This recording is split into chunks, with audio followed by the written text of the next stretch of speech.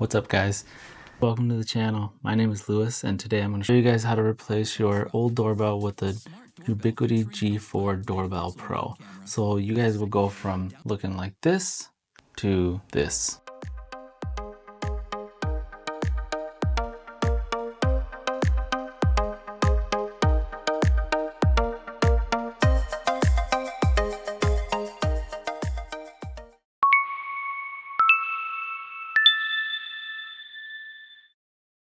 Today we're going to be reviewing the Ubiquiti G4 Doorbell Pro. What this is a doorbell, has no subscription fees. This is not a new camera by any means, but it is a great solution if you don't want to pay that anymore, or if you just want to have it locally hosted. And it can also record full time, so that's awesome.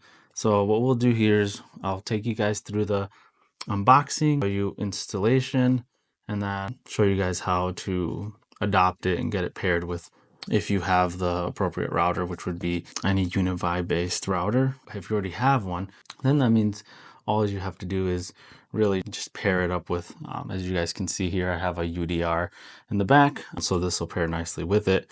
So with that being said, we can start unboxing it.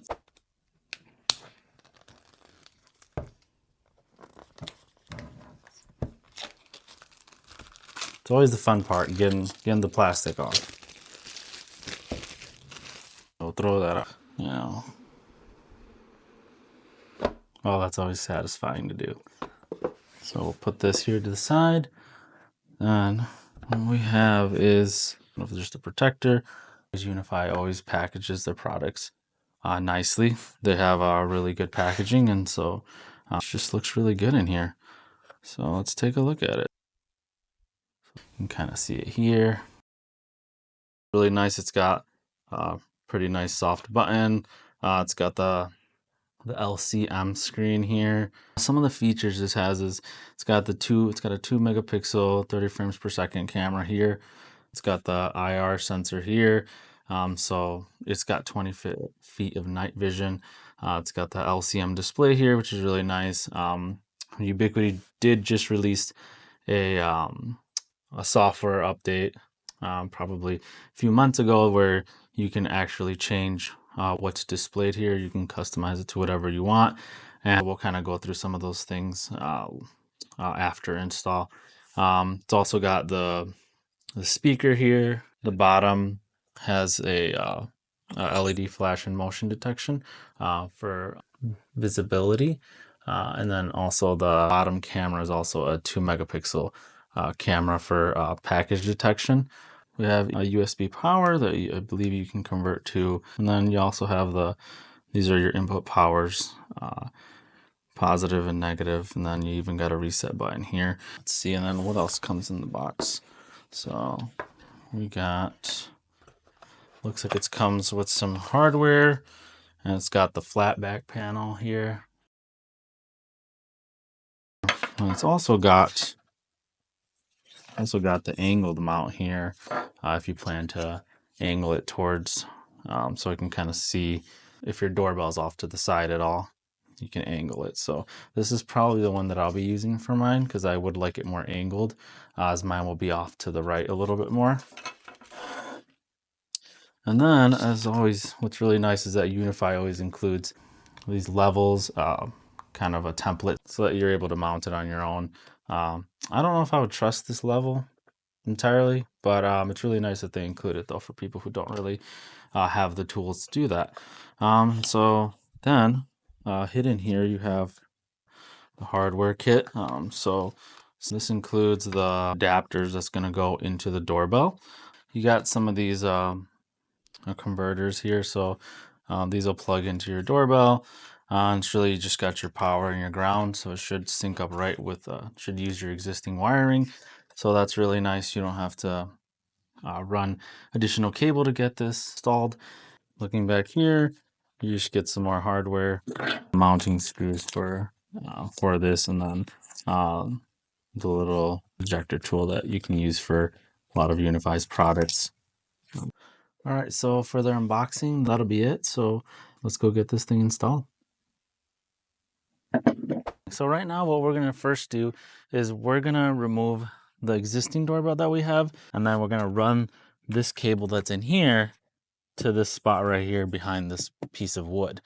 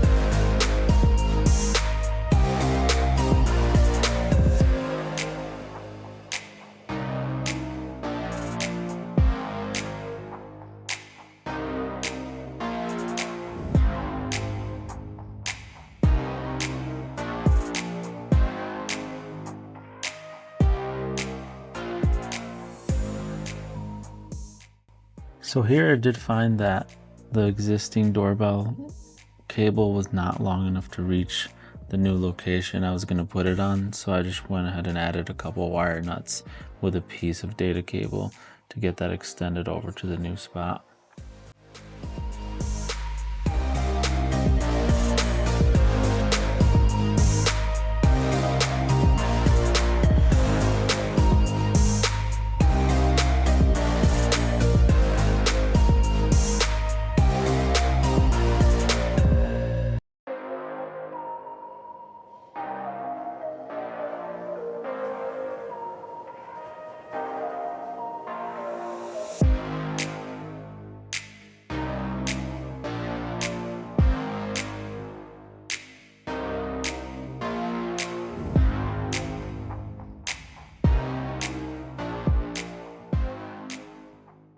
So for this part, I did wire it with red and black wire, like if it was ground and power, but really you can just connect it to whichever connection you want to. The doorbell is smart enough to recognize what it receives, and then it'll just make the adjustment from there.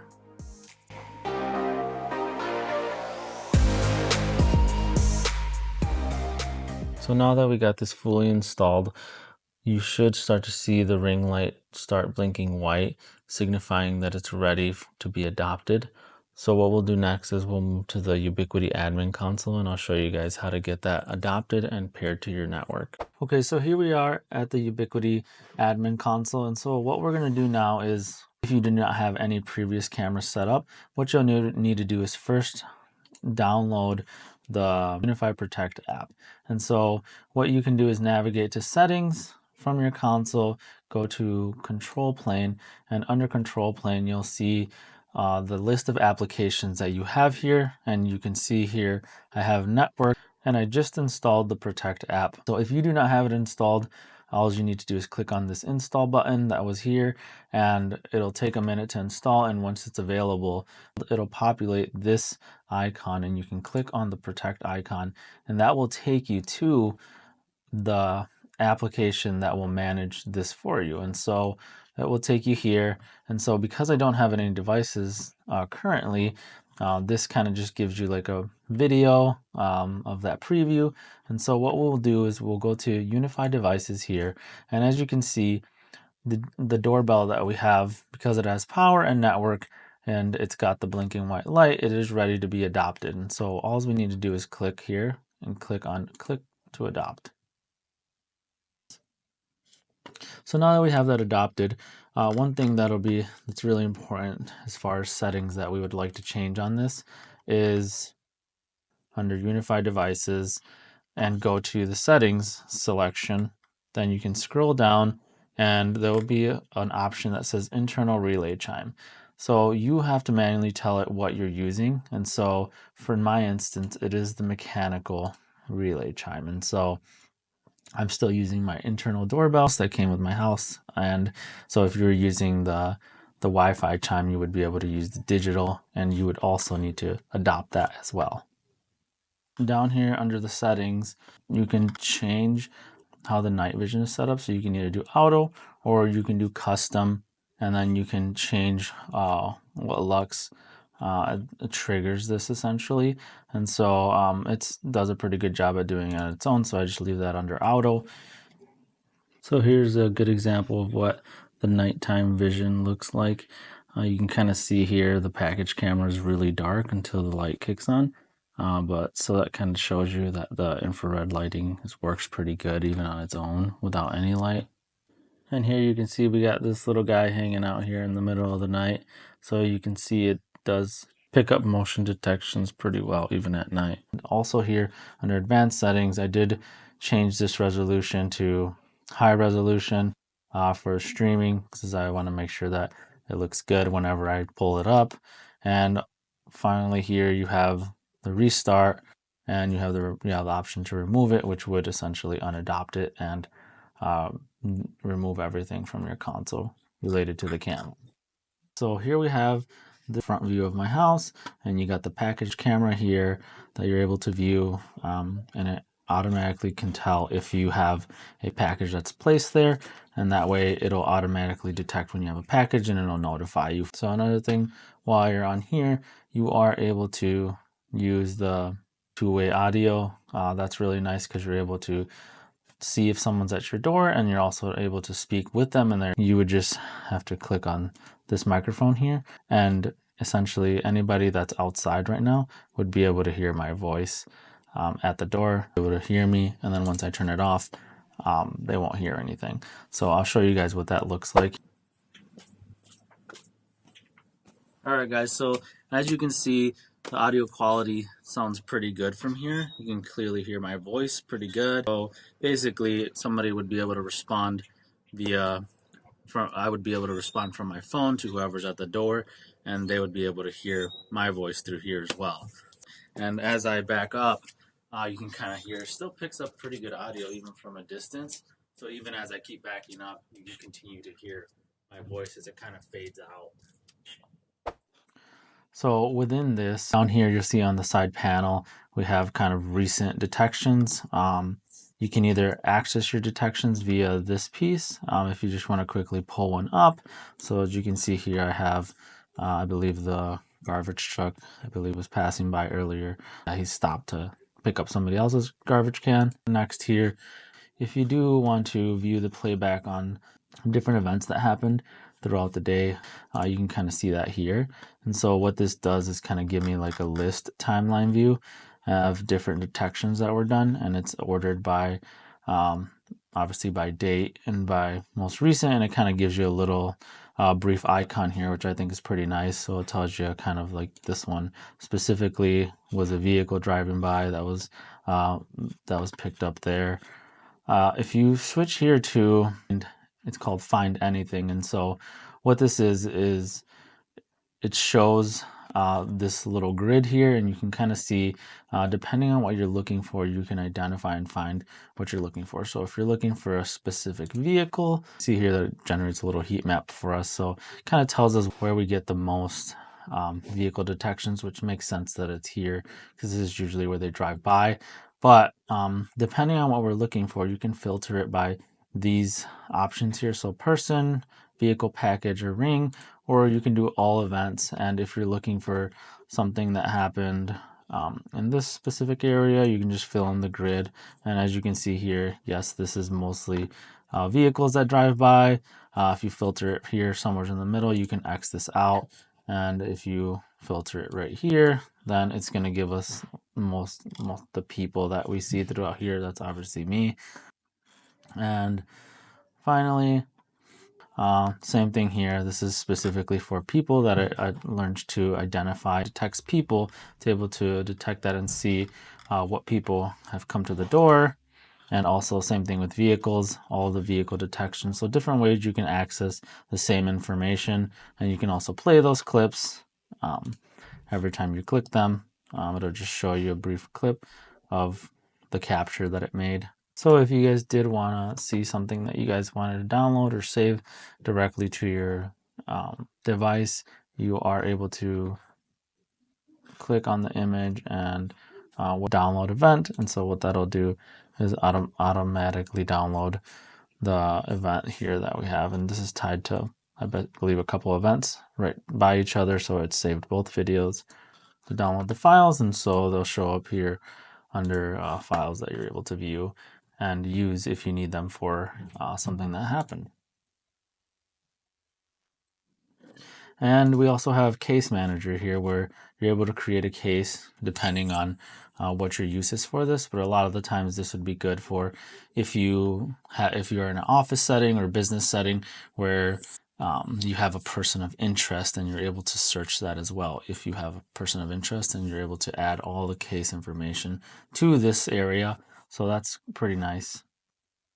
So the other area where you're able to modify settings is under the recording settings. So you'll be able to see here when to record, and this is not necessarily doesn't mean continuous. That's what this option is for. I haven't connected this to like an NVR or anything like that, but for now what we have this set up as is recording to always, right? Because we always wanted to record, and events, and then we can say what kind of events, right? So if you wanted to record every time that there's any kind of motion, then this is what you would want to select.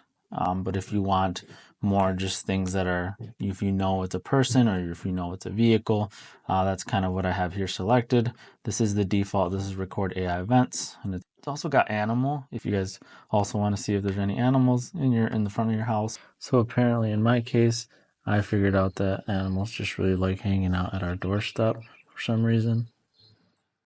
And so what we can edit under this recording settings is there's motion zones, and there's also smart detection zones. And so one of the things that we have here is the default that comes with it, and it kind of gives you these options and even the sensitivity you want to set it to.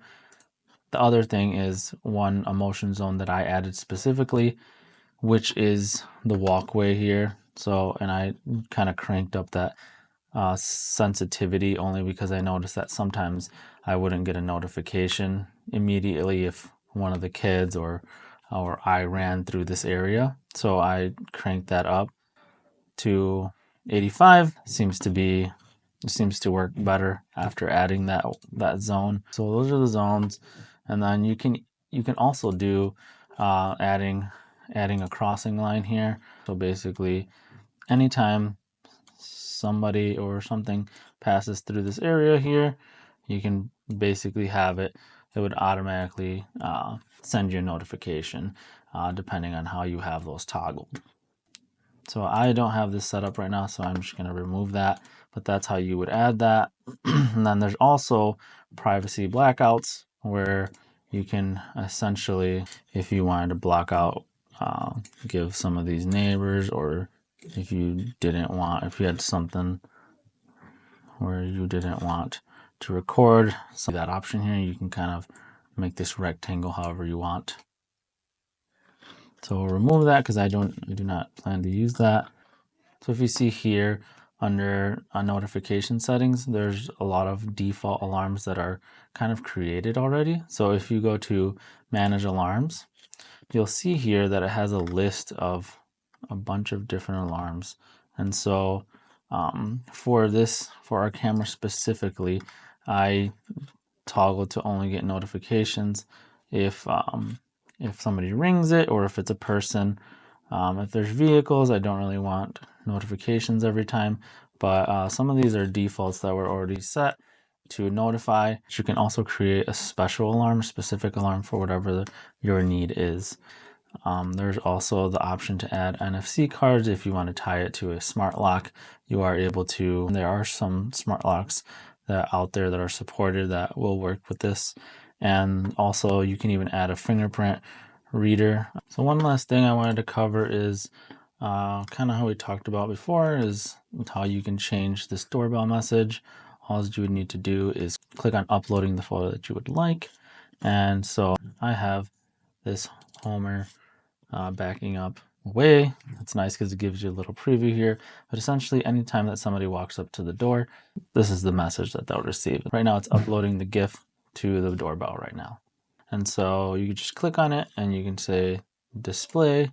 So essentially, this would essentially replay in a loop. And you can also click here and edit. The duration of time is basically 5 minutes. The least amount is 5 minutes. You can set it for a longer one depending how long your message is. So another thing that I really like about this feature of being able to change this is that it still keeps the other images that you've previously uploaded on here. So that way you can always switch back to other ones if you ever want to change it. So now that we have that video uploaded to the doorbell, you can kind of see what that looks like here. So every time you walk up to the doorbell, this is the message that it'll display. So now that we've got this installed and fully adopted, I will say some of the things that I really like about this feature is the AI detections, which seems to be pretty accurate and they're pretty quick.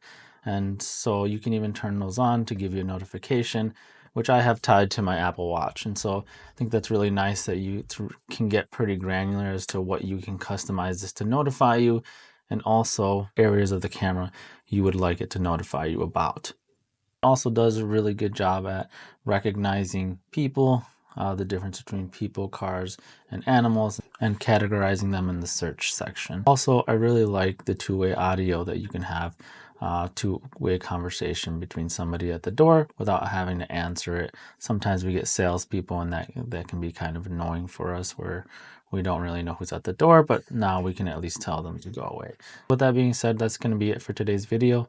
Thank you guys for watching. If you guys enjoyed it, remember to drop a like and smash the subscribe button. Thanks.